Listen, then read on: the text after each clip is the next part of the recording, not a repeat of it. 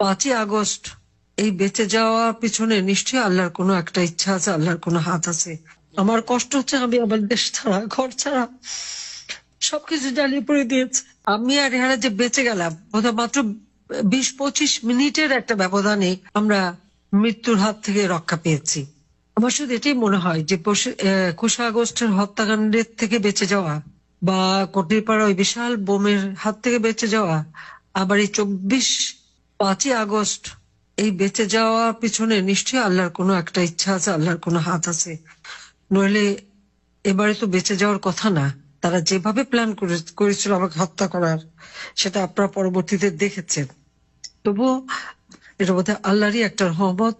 জানি না, আল্লাহ আমাকে দিয়ে আরো কিছু কাজ করাতে চান বলেই বোধহয় আমি এখনো বেঁচে আছি। যদিও আমার কষ্ট হচ্ছে, আমি আমার দেশ ছাড়া, ঘর ছাড়া, সবকিছু জ্বালিয়ে পড়ে দিয়েছে।